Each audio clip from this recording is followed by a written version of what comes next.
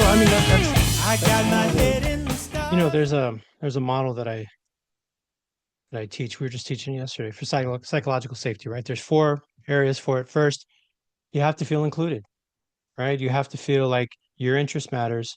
Either you have a seat at the table or your interests have a seat at the table, right? Where people are making decisions in those rooms that you're not invited in that are thoughtful of you and the rest of the contributors that are not at that table. Second, you have to be safe to Mhm. learn. You have to be safe to be able to make mistakes.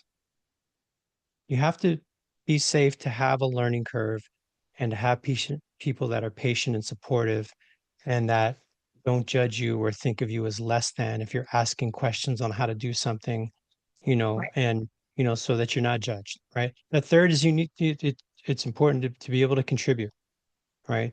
To let people know how you feel, like you said, your concerns, right? Or just even, hey, I think this might be a good idea, or brainstorm.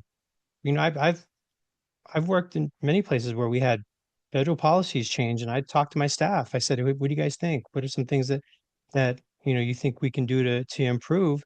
And I would always take that information and shoot it up the chain of command, right? And that fourth is you have to be free from retribution.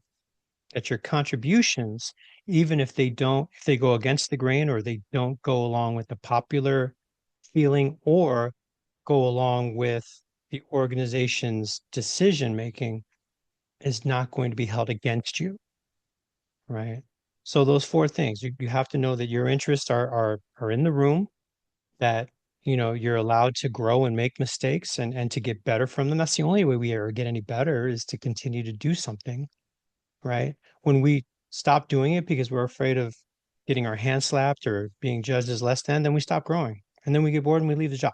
Or we plan ourselves down and we end up being that career employee that no one can get rid of, right? And then you have to be And get rid of willing to, them. and you have to want to contribute, and you have to know that your contributions, even if they don't always match, the end result, are not going to be held against you. That's where psychological safety is. And, if we, and it doesn't happen overnight. That's a conversation, I had, where people, how do we help people feel like they belong? It's like, well, you create an environment of belonging. Well, how do we do that? That you say what you're going to do and that you're actually interested in what they have to say and that you consider what they say, right? And even if you don't do exactly what it is that they're telling you they see, you have a damn good reason for that. And that you're consistent with that, that you don't just change. Well, what happened to the last policy? Oh, well, it wasn't working. Well, did anybody tell me, right? Did anybody include me in how this works? I don't know how many employees I know who have said that. I wish someone would have asked me. I could have gave them a better answer. I could have gave them more information than what the decision they made up in some corporate office 5,000 miles away from where we are, right? And so having that feeling like what I'm doing matters, but then who I'm doing it with matters, and that the people that I'm doing it for, that I matter to them, right? And it's continuous over and over. And you still may not have people that give you the benefit of the doubt, right? I mean, you can be the most trusting and demonstrating trust person that there is. And there still may be people that say, yeah, my last boss, they were super nice for the first 6 months. And then look what happened. Right. Or, oh, yeah, every time somebody else comes in, they have this whole new idea of how they want to get stuff done and they make all these promises and nothing ever happens. So sometimes you're dealing with history of what has happened in the past. I have a friend who told me, I don't want to, I probably could benefit from coaching, but I don't want to have to do coaching because, the last time I did coaching, it was too much work. And they made me go into my childhood and talk about I said, well, that's not coaching, that's therapy. Yeah, well, what's the difference? Mhm. I tried to explain it to him. He said, I don't know, man. That last time really kind of burned me. So you have people who, are hesitant, especially if they've, you know, been, promised stuff before and had those promises broken, right? It's just like with allyship or with culture change. I need to see that it actually is something that's going to happen before I stick my toe in there because I've had many people that said that I matter, and then their actions show that I don't. Right. So, and that definitely, what are the things that we can see in, specifically in coaching, if we're going to look at the coaching piece, right? So that fourth competency, cultivating trust and safety, so that first one, let me just, you know, um, it says coach acknowledges and respects the client's unique talents, insights, and work in the coaching process. Right. So what do you do to, let the client know that you acknowledge and respect their talents and their insights that they bring to the table? One of the things that I do there, it goes along with like being like an active listener, is when I'm listening to somebody, I'm paying attention not to just what they say, but like the connective tissue between like their talking points, right? So not talking points in the sense that they have talking points, but like as they start to like go down this exploration and they're like, well, this, but also this is also true. And oh, and all this is also true. I may like find some connection between those three things that they're talking about and say, I've noticed that you said this, this, and this. Like, how do you see that? Right? Like, how do you see those being connected? Or, you're telling me this is really important to you, but then you're also saying this other thing. Like, how do you reconcile those both? And so I think it's just like, as a coach, part of like my job is to have like a mirror where I'm like showing you your reflection through your words, through what you're saying, like being really observant about like where you're taking this thought process. And as an outsider, as the coach, that's like one of the benefits is that I'm not emotionally attached to their realizations. I'm not emotionally attached to their breakthroughs. I get to come from a very objective place where I'm hearing these things that you're saying, and maybe there's some cognitive dissonance in there. Maybe there's some whatever, and I can point that out and then let you decide like what that means to you. The other part of like cultivating trust and safety is when people have those moments of like the epiphanies where they're just like, oh crap, now that I'm like talking about it, this is what I'm realizing. And so I like to really acknowledge like those moments of like clarity or those moments of like intense self-reflection where they're like willing to have like what I like to say, they tell themselves the truth, Yeah. right? And I think the other part of this, which I think is important, is that I'm not coming from a place of judgment. So I'm not telling them it's right or wrong or good or bad or whatever. It's just the acknowledgement of what is without any emotion connected to it. And I think that lets them let go of some of the emotion that I think holds people back, which is shame and feeling too vulnerable or whatever else that again can keep them from realizing their full potential, expectations, whatever it is. So I just try to see people for who they are and what they tell me and take it at face value. And everybody's different. Everybody has something that they bring to the universe that's spectacular. Everybody has it. And so my job is really just to see what that is and make sure that that person, I point that mirror back to them and let them see that spectacularness as well. Even if it's just an acknowledgement, like, you just shared something that I could tell was really hard for you. And I just appreciate that you were willing to be vulnerable there. Something that's a genuine acknowledgement of whatever that experience is for both of us. Yeah. And so, Even you said, get the sometimes, I've never, yeah, what was that? sorry, go ahead. No, go ahead. Did I hear a No, promo? I just was gonna say like, yeah, huh? Did I No, I hear it's just was time gonna for a say that, promo? yeah. No, I wasn't there yet. But it's just interesting. Like sometimes people will say like, "Oh wow, I've never been able to say that out loud before." And that to me is an opportunity to feel really valued because if they can be honest with me, that means that they're closer to being honest with themselves. And I think that's like such a rewarding moment when they're like, "Oh, I've never thought about it like that before. Or, and again, I'm not telling them how to think about it. They're figuring things out on their own. But like just that moment of realization, it's intoxicating. That's when I start smoking my fake coaching cigarettes. So good, so juicy. And so, yeah, and I totally agree. I'm just being there with that person and showing them support and acknowledging the fact that it's not easy to express yourself Hmm. and, to be vulnerable. Our society is not built on vulnerability, but yet when we express vulnerability, it shows a connection to people.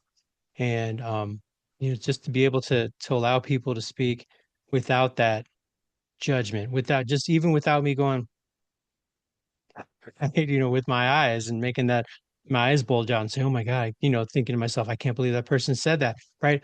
Those things do not help. They don't breed trust. They breed, okay, well, they judge me what I said. Well, like, you'll see a lot of people say, did I just say something wrong? Right. And if even if you Hmm. if you didn't react in that way, they might be hyper vigilant because that's how people generally react when you go a little bit too far into acknowledging things that are important to you.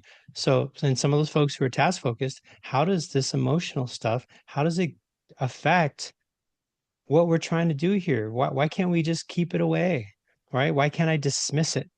Right? And there are different personality types. So we either try to dismiss emotions, act like they don't exist, or just compartmentalize them, right? Or deny them, right? And so, I mean, there's a lot of folks who will do that on purpose. And as a coach, when you're interacting with somebody, you're asking them questions that are going to elicit responses that you might not be comfortable dealing with, right? Especially, that third competency that's there, right? So, the coach acknowledges and supports the client's expression of feelings, perceptions, concerns, beliefs, or suggestions, right? And so acknowledging them and how they're feeling, right? Even if you don't necessarily think that how you feel matters. If somebody's telling you how they're feeling, right, that's a level of trust that they are putting in you to be able to help them get to a specific place. And, so if somebody has a hard time acknowledging that, and it's hard to get out of our own way. I mean, we've talked about it multiple times. We take things personally when somebody says, I feel like I'm, like I'm not skilled or I'm not prepared for this. And then you say, oh, what are you talking about? You have your MBA. You already studied this stuff. This is stuff that you've already done in the past. So, that's ridiculous, right? And so you're telling them that their feelings are ridiculous, which means most people who are saying that stuff, they're going to internalize the ridiculous part, right? And so what is it that those folks, what would you say to people who hear emotions and have never really acknowledged their importance, but they are responsible for people who are expressing how they're feeling, their wants, their concerns, what they're worried about, right? I mean, how often do we hear, "Oh, don't worry, we'll figure it out," right? Is that a common, thing that people say? We'll figure it out. We always figure it out. Okay, well, that's Yeah, you're telling me not to worry, but I am worried, and that we'll figure it out. You haven't told me how we're going to figure it out. So guess what? I'm going to worry some more. You're I'm not worried. helping. Yeah. You're not helping. Right. So how would you address that? So first and foremost, I think it's important for all leaders, all coaches, all human services professionals, or anybody in general who works with people, develop the skill of emotional intelligence. Like, period. For those people who are like, oh, I don't have emotions, I'm not emotional. First of all, you're a dirty liar. And if you don't have emotions, that's a disorder, and you should probably check with the therapist. If you don't have any emotions, then you are definitely there's a deficit there, right? Because we're human beings, we're emotional people. So, like, I also can acknowledge that emotions can be really uncomfortable, right? And so, for example, I'm a sympathetic crier. Like, it's really hard for me if I see someone crying to not cry with them. Like, it's just this morning, like for example, I was we're here in this little apartment. My husband took off this morning to go get coffee, and my dog was like looking for him. And then when he saw him coming back, he got all happy. And it made me think of the movie The American Tail. I don't know if you've watched it with Fievel. But anyways, I told my husband, I said, "Oh yeah, the Dodger was looking at you through the window. He got all happy. He was going, Papa, Papa." So then my husband, like, he's like, he doesn't get the reference. And so I'm like, you've never watched American Tail. And so I'm like going through like the whole plot of it. And then I'm like, and then at the end, the dad's playing his little violin and the little mouse, and he's going, Papa, Papa. And then they find each other and they reconnect, and I'm like bawling. And so I'm crying, telling him like the story of this cartoon mouse that was lost in New York. An immigrant family coming for a better life. Like, I'm just telling him about this cartoon, and I'm like literally like crying tears because I am very like, if you cry, I cry. Like, nobody cries alone in my presence. And I don't know if like that's a good or a bad thing. It's just, why are we crying? Like, why are we crying? What are we crying about? Like, I want to hear from it. But it's really hard for me sometimes to uh detach, right? I feel for you. I feel with you. Like, I feel with you. If you're hurting, then I'm hurting for you, you know? If you're happy, I'm happy with you. Like, let's like but that's not always like healthy. I wanted to say that's not always healthy. But there are other people who are like extremely adverse to emotion. So if you're like giving someone some feedback and they start crying, you might be like, here's a tissue for your issue. Like, knock that crap off. Like, why are you crying? Like, this is not a good time. Mhm. Shoo, shoo, shoo. Right. And so I can There's no see crying like in being baseball. uncomfortable. Yeah. Yeah, Yeah. exactly. So I can value and understand like that. Like, you don't know what to do, you don't know how to respond.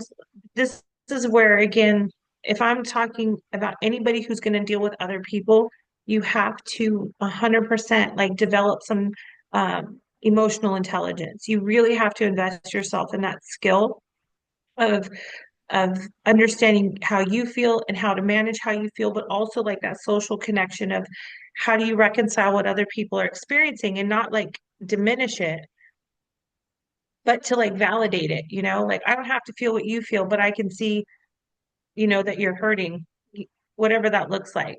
And sometimes it means you just hold space for someone. I think from a coaching perspective, that's like the go-to is that I'm just going to hold space for you. So if you need to feel your emotion right now, I'm going to try to keep my composure, which, by the way, as a coach, that's one of my hardest things. If someone starts to cry, I have a really hard time not crying with them. And I'm like, the tears, I'm like, suck them back into her eyeball. Like, I'm trying to suck them back into my eyes.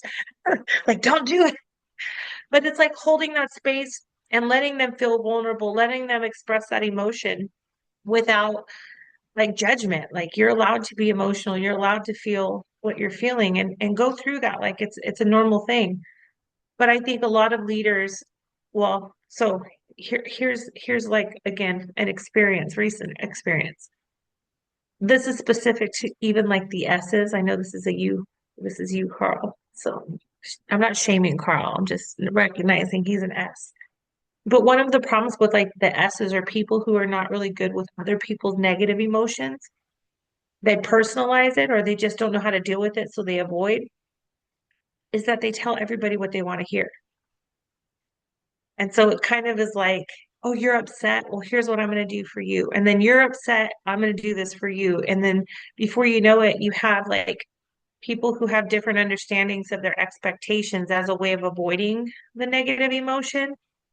And then that just sows chaos. And then that goes back to trust and safety. Now people don't trust your word because you'll always tell me what I want to hear, but you don't always follow up on like what to do.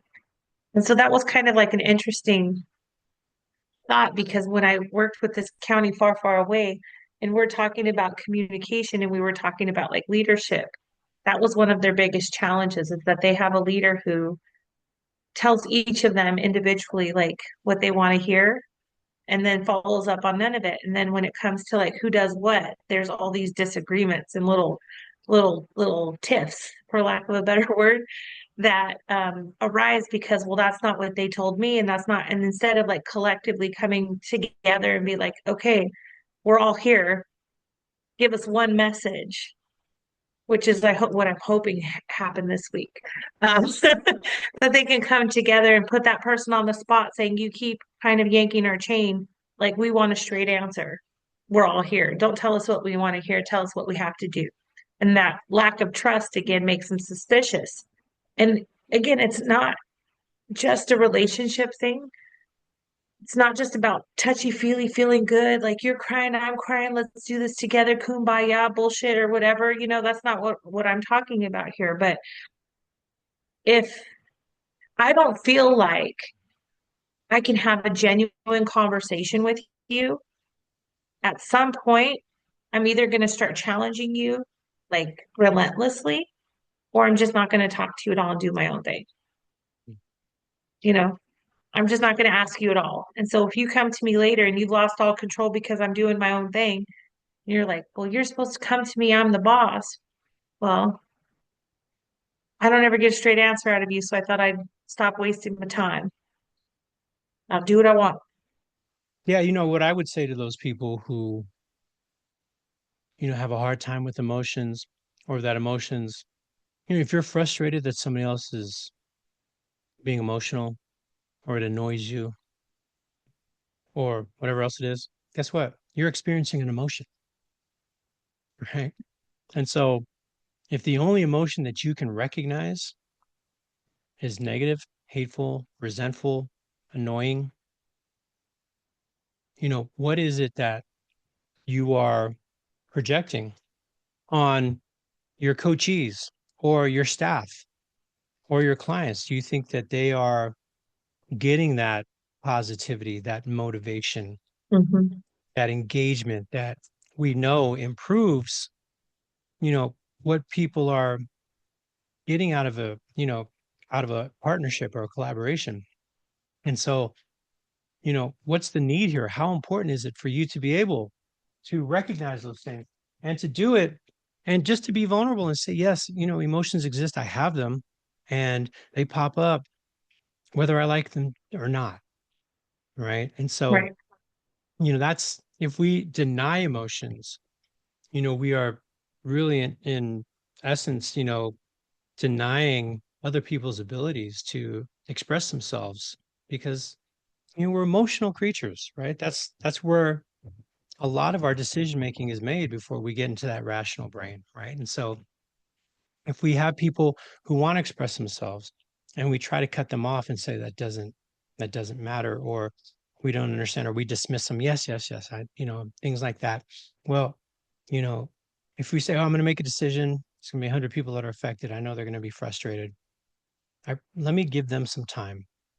Let me talk to them, and let me let them vent their frustration and their fears and concerns, even if I don't think that they're valid or that they're as important as the final, decision. What is it that I am gaining, right, in my ability to do that for other people, right? And so, Hmm.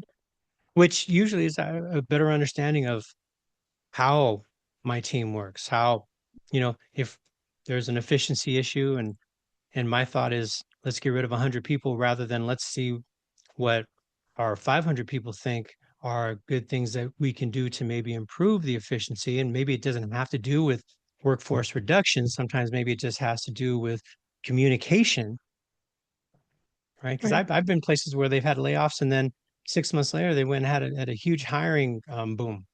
And you know what that tells me?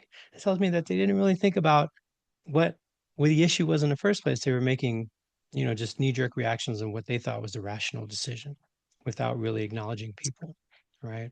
And so if Almost, we want, yeah, oh, go ahead. yeah. I just was saying, almost feels like the mass deportations happening right now, but Right. neither here nor there.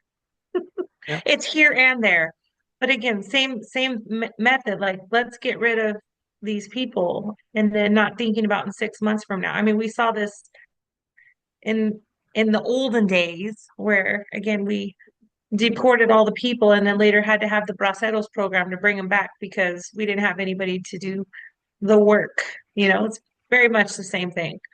This goes back past the 60s, Tiff. During the Depression, they did a mass deportation because they said they were taking up all the jobs of everyone who was affected by the Right, Depression. Then they up having to bring people back in the 40s.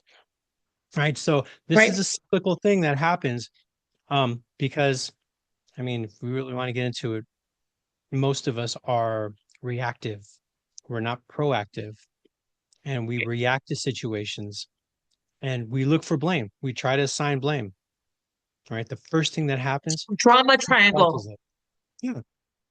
Whose fault is it? Yep, Rather than what happened. right, right. And so, And you how's know, that working out for us? there's How's that some people working out? evidently that's what they wanted. So we're going to see how that works. But, We're, it's, we're going to be in the find out phase very soon. we're in the find out phase. What are you talking about? We definitely are in the find out phase. That's true. Hmm. I get very passionate about that. That's another story, but I know this is probably not the time or the place. Feeling Well, rebellious today.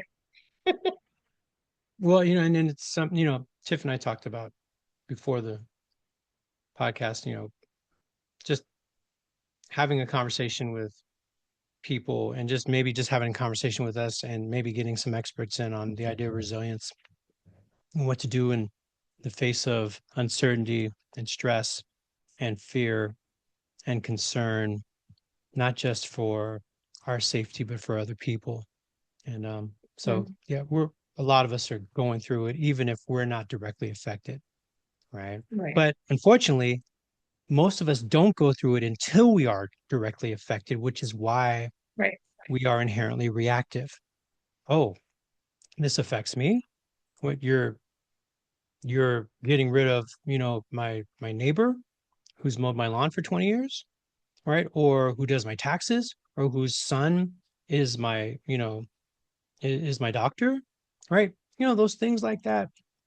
We never think about that stuff until it actually affects us.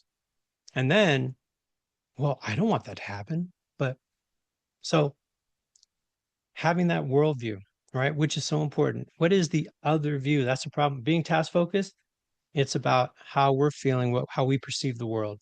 Even being relationship focused, if we are under stress and if we kind of take that skew a little bit, sometimes we can be so wrapped up into our own feelings that it's hard for us to register the feelings of other people, right? So when somebody is crying or they're frustrated, if we're trying to be dispassionate and we're relationship focused, it's hard for us not to be dispassionate. We want to help them. We want to leave. My reaction. You said your reaction is to cry when somebody is crying.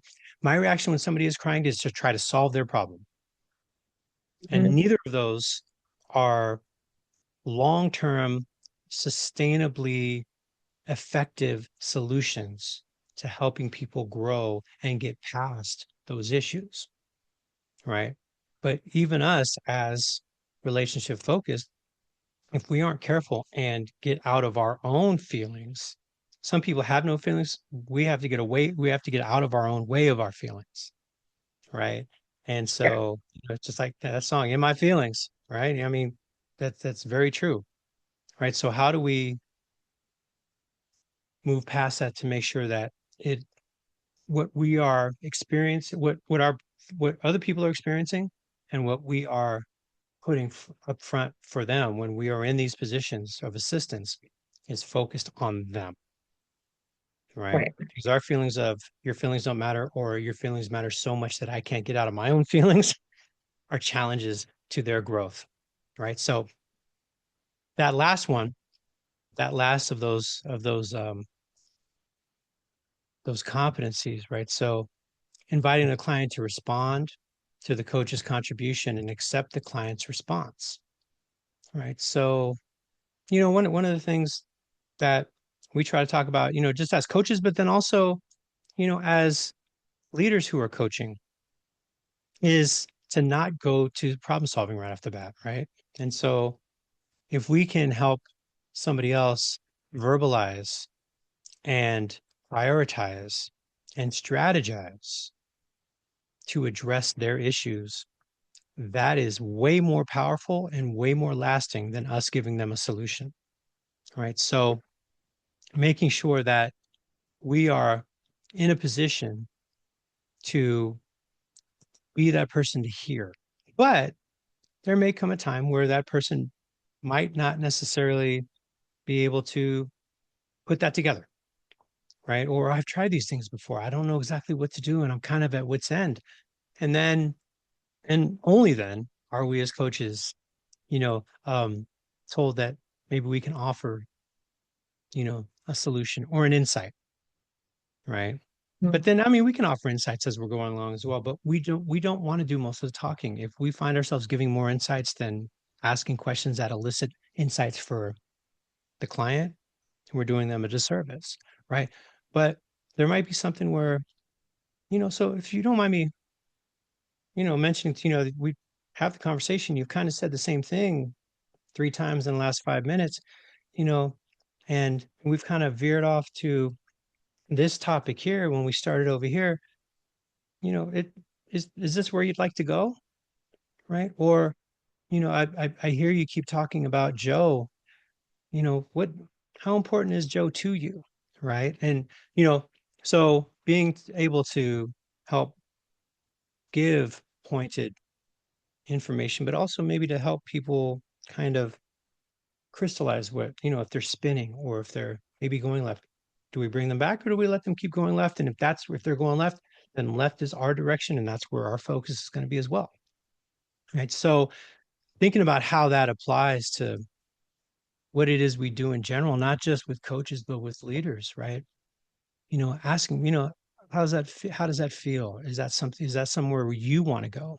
So how do we help our clients make sure that the conversation we're having is going in the direction that they want to go in?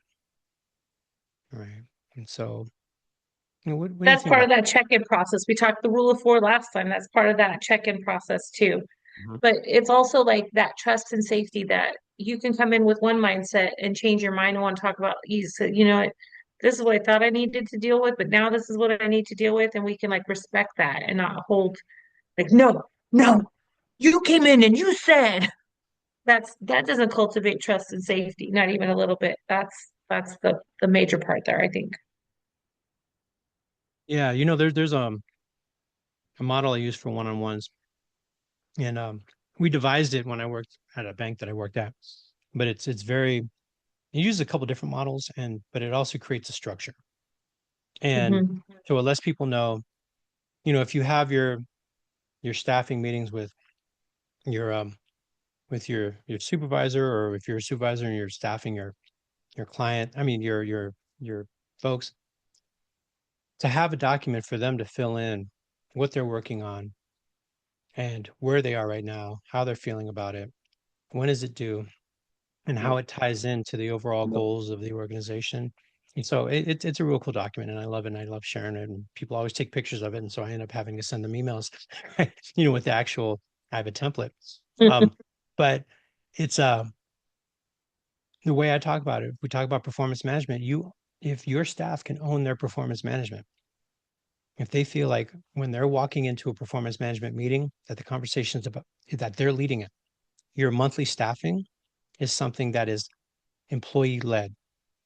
Your coaching conversation is coaching is the client led, right? Where they come in with an idea of what they want to talk about and the information they want to provide you, and to allow you to be an advocate to help, steer if there's any course corrections, offer feedback, and provide any insights on what you're experiencing from what that person's telling you, right? And Hmm. so asking, how are you feeling? How's that going? That's great. But if we're asking them, so, you should do this, and I think you should probably start that on Monday. What do you think? Right? That's not as effective as having that conversation of, okay, so what are you experiencing? What are the things that you tried? What are some of the things that you think might work for you? Right. And, Hmm. and so it seems like this is really important to you. Is that what I'm hearing? Right. To get that confirmation, let them know we're hearing. That's active listening, right? That builds trust. And allowing that person to feel like, you know, even though I'm in charge, this is really a collaborative conversation, right? This is your conversation. I'm going to, if I have 10 staff members, guess what? I have 10 of these conversations, and each one of those are led individually by you and your staff cohorts, right? Your colleagues, not me, right?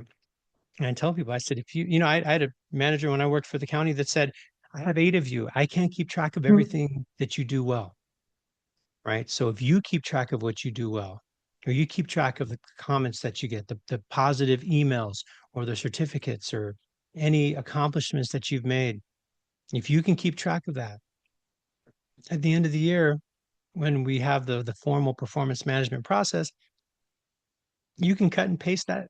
And if it's all relevant and valid towards, the goals of our department and what we ask you to do, I'm going to put them right in there. It makes your job easier because you get to be seen and heard. It makes my job easier because I'm not always going to remember and see everything that you think is important, right? So how powerful is it, and how much capability does it bring, does it build in a client, I mean, a staff member or a client, Mhm.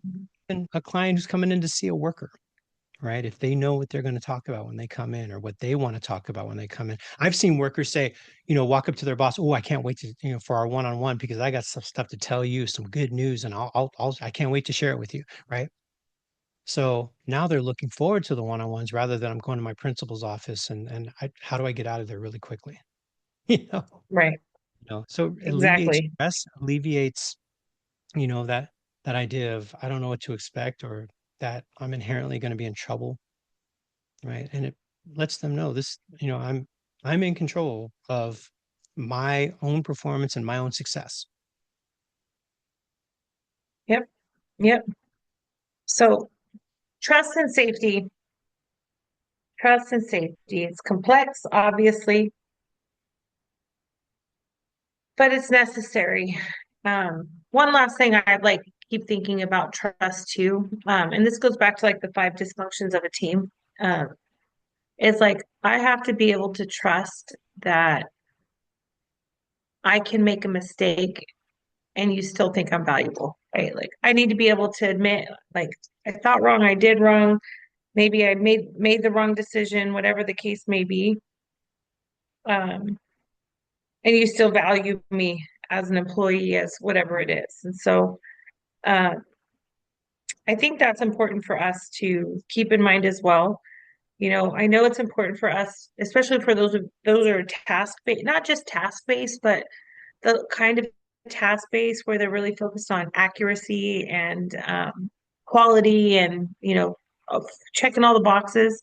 Like I'm not saying that that's not a valuable trait. It absolutely is, but we're all human beings, just like we all have emotions. We all make mistakes. We all understand things differently. We all like are trying the best to maybe make the wrong decision. Like the most trusting work environment means that we can be like human beings and be like, Carl, I effed this up real bad. You know what I mean? Like, Mhm. and you not say, what a loser, what an idiot. And I think that's what keeps people like, I can only share my own experiences, right? I can only share my own experience, but I work for a county far, far away. And I came from a different county that did things way different, way different. And so, of course, like most people, like I'm bringing my already established like thought process to a new environment. And then like really like, why are we doing it like that? That doesn't make sense to me, right? Because I've already established this is the right way to do it. And so of course I'm very inquisitive and I'd be like, why do we do it that way? Because that's the way we do it. Well, that like, but what do we do with this information? You just collect it. Okay, what do we do once we collect it? You scan it.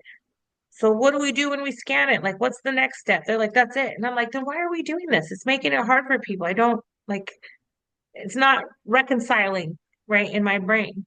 Doesn't So compute. we had a meeting with, huh? It was, It it was doesn't what? compute. It does not Does compute. not compute.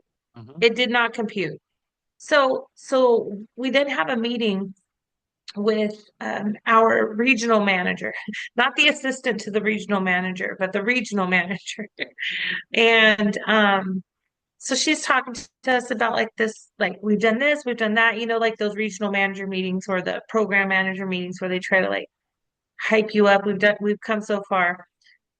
And so one of the things she said, mind you, I'm brand new to this county. I've never worked here before. So I don't know like who the players are and who's real, who's not real. So she says at the end of the meeting, if you ever have any like ideas or ways to make things better, like please email me. I'm open to suggestion. And I'm like, bet, right? Oh, big stretch, Here's some things that I see. One, the application process is too complicated. It can be 15 pages and 61 pages. Cut a quarter, cut it down to a quarter of what you're asking people for. Two, we have people sitting here waiting for hours at a time. We don't have food, we don't have water. Like it feels inhumane to make people wait around for an appointment when we could give them a time slot to come back or, you can leave. Instead, we're like, no, you turned it in, you're going to wait. And if they miss their appointment or they miss the time, the random time, whether it be an hour or 6 hours later, then they lose their spot. Like that doesn't feel good to me. Here's something we could do, and here's something we do. Like I have all of these ideas to make things better. And then I get like called to my supervisor's office, and she's like, "Girl, you never, ever, ever email the regional manager directly. If you've got an idea, you come to me, and then if I think it's a good idea, I will go to her. But there is a chain of command." And she was like, I said, what she said, like you all were there. She said, if you have any ideas to email her, and that's what I did. She did not appreciate your use of the word inhumane. Hmm. And I got scolded for doing exactly what I was expected to do. And you know what I said? Kick I rocks. said, F you and that horse you rode in on. And I became a pain in all of their asses for the rest of my time in that organization. A pain in their asses because, well, hold on. I got off probation and then I became a pain in their asses for the rest of the time that I was there.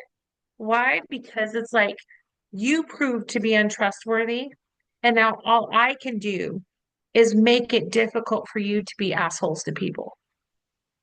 Like that's all I can do is be like a wrench in your evil plot to make people's lives harder. I'm going to make sure that I make you uncomfortable every single chance I get. I spent so much time in the principal's office, you have no idea.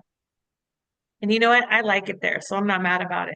If I'm getting in trouble, that means I'm doing things right. That's the way I look at it. If I'm getting talked to about shit, that means I did something right. So I hear you. Like we as I probably drink my mineral water.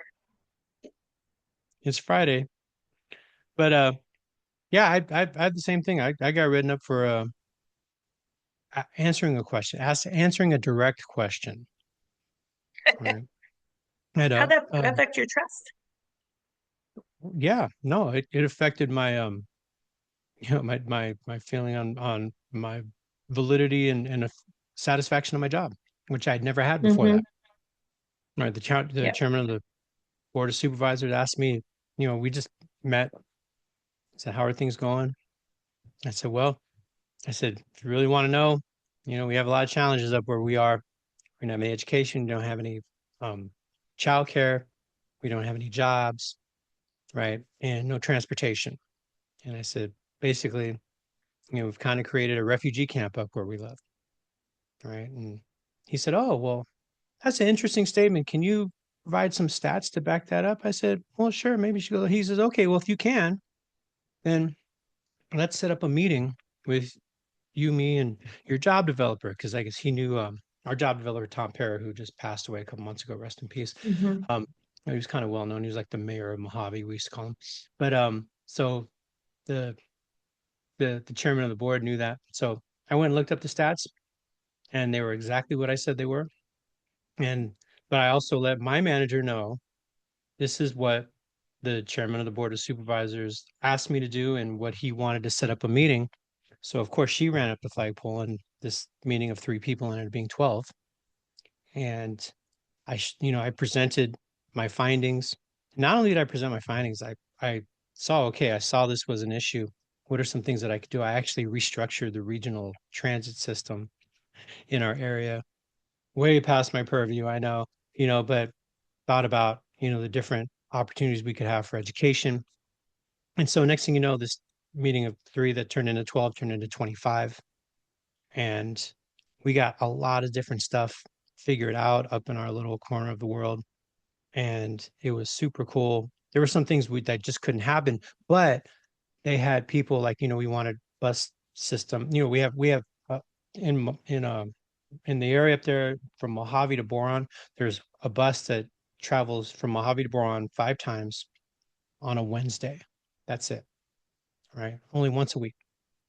So if you got to do your, doctor's appointment or go grocery shopping or anything else like that, you have one day a week if you don't have a car. So I said, well, then maybe we can do, a couple trips a day for, every day and or every other day. And they brought in the stats and let me know what it was and it wasn't feasible and how it went against budget. And I mean I still thought it was, it wasn't fair to people, but I understood why they couldn't do it. Right. And so I appreciated that. Mhm. Right. And those little things like that. And everyone else heard that.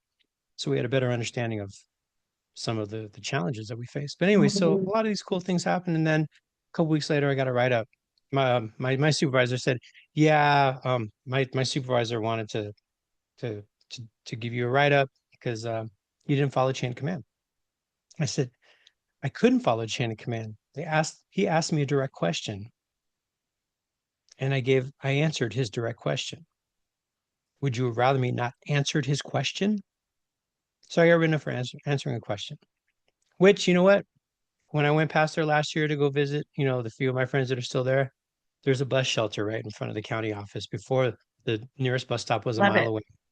And I said I was going to go buy some graffiti paint and write it up, the Carl Raven Memorial Bus Stop, just so I have that a little bit of Carl was here, right?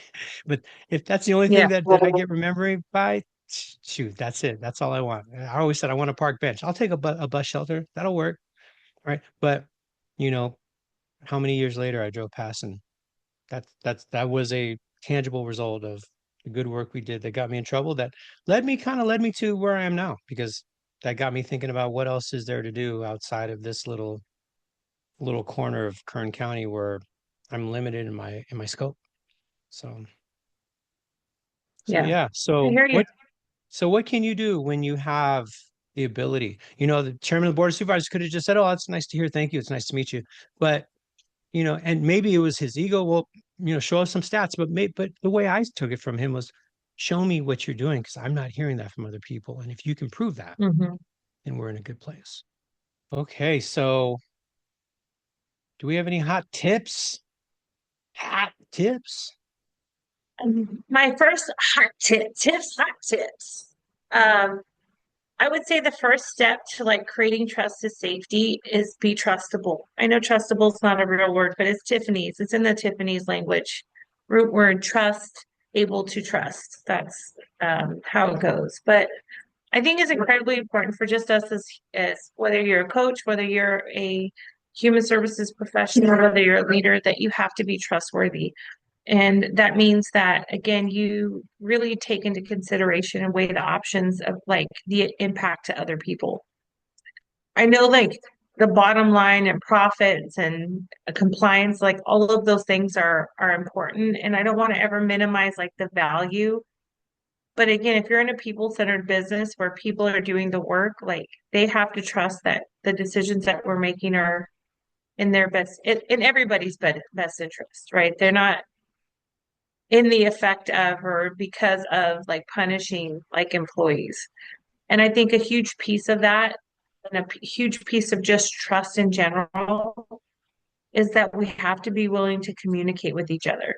Like Brene Brown, my homegirl Brene, um, She says it like really beautifully, like in the sense of like one of the pieces, she has a whole anatomy of trust, but one of the pieces that always stands out to me is the integrity and choosing courage over comfort.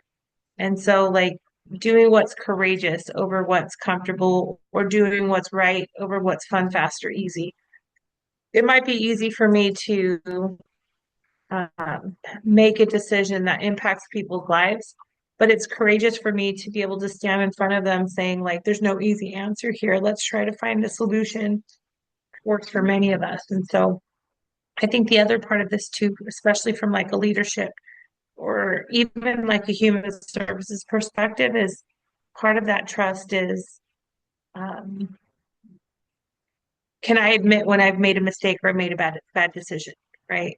Maybe I haven't gotten it right before, but here's what I'm willing to do now and kind of grow through it. And so I think like the burning question that I want people to really consider is like, where can you be more trustworthy? Like, where can you really live up to the expectations that you have created for other people? So, from a coach's perspective, am I really valuing my client and their expertise and their experience? Am I willing to tell them the truth and point out observations that might be painful, but necessary for them to facilitate their own growth and development? From a leadership perspective, like, am I being trustworthy? Am I telling people the truth and like being between a rock and a hard place? Like, I don't have any good decisions, but it's this or that. Like, this is why I'm making this decision and being transparent and like how decisions are made and when they're not popular. And they don't always have, I'm not ever asking leaders to do just what's popular, but when they're not popular, at least give people like the respect and the safety to understand like the thought process behind it and why we're doing it. So they can, I may not love it. I may not love it. Just like again, like we talked about being a customer before. I may not love the answer, but if you give it to me in a respectful way, I'll probably accept it and give you another chance. It's the because I said so, because that's what we decided. That's oftentimes like leads to the mistrust because now I got to make up a story to be able to reconcile in my mind what's going on.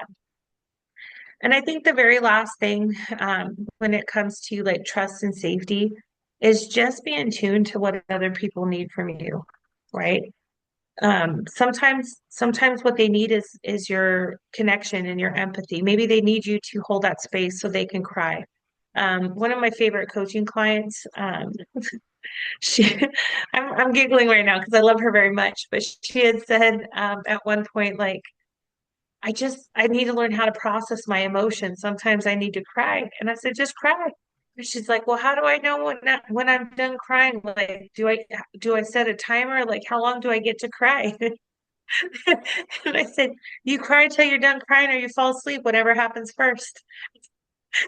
That was my great epiphany. And so after I talked to her a few more times, she would laugh and she's like, "You'd be so proud of me. I cried myself to sleep last night." And I said, "Good for you. Good for you. Feel that burn. Feel the burn." But getting in that space where you can hold space for people's, their feelings. And that's from a leadership, a human services, all of that, I think connects. Like we have to connect with people before we try to correct people. Like really just like validate and experience their current moment, whatever that looks like. Even if you would feel differently about it, good for you. Feel differently about it in your own time. But really just acknowledging, like, I don't have to walk a mile in your shoes to acknowledge that they're uncomfortable, you know? And that I think is like the biggest piece of connection. And that's all I Wow. got to say about and I'm on a like Forrest Gump thing because this morning I was like shrimp tacos, chipotle con crema shrimp, uh shrimp skewers. I was already on this whole quest to be on Forrest Gump today. So I'm gonna say that's all I got to say about that. That's all I got to say about that. So, That's all I got to say about that. and I hear you. So those hot tips are definitely hot.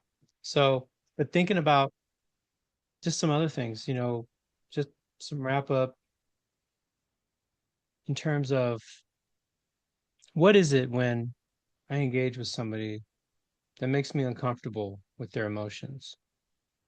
What is it that will make me emotional without me even necessarily recognizing it? Right. And how can I build that trust, like you said, right? What is it that I can do to show people that I have their best interest in mind? There's a quote from Fred Kaufman, and it says, he says, people don't care how much you know until they know how much you care. So if you want buy-in, That you have to be vulnerable. You have to let people in. You have to let them know that you are feeling things too. You have feelings. You know, maybe that's not something that you always access or always think about as a priority, but how important are your feelings to how you interact with not just them, but the work that you do, the decisions that you make that affect them personally, and how you communicate that to them. All right. Well, and I'm trying to think about you have your Tiff's hot tips. And what is it that I said I wanted to call mine? doctor's notes, the doctor's note. Doctor's note, because I was going to the doc's That's where rocks. you bring in like, yeah, doc rocks. I think that we did, but I think last time we said that you like doctor's notes where you could say, here's some research, here's some evidence, here's some whatever. You were going to bring the academic piece to it, validity. Well, so here's Remember, doctor's because I'm pinky and prescription. you're the brain. So here's the doctor's Yeah, prescription. the doctor's prescription, That's right. doctor's orders. Ooh, Doctor's orders. doctor's That's it. orders. That's what it was. Doctor's orders. Thank you. So doctor's orders. Be vulnerable, right? Recognize what are your pet peeves, what puts you in an emotional place. And when you're being Mhm. uncomfortable, you know, where's it coming from? And then people don't care how much you know until they know how much you care. That's the doctor's orders. Right. So, all right. Well, that brings us to the end of our conversation today. Ooh, did you see the first episode of the challenge? The new season. No, I have not. Listen, I haven't watched TV. I haven't watched the challenge, but I actually wanted to tell you this because we talk about the challenge. So yesterday when we got to Ensenada, we got here late at night and we Mhm. are in this like apartment building we've stayed in before, but we're in a different apartment.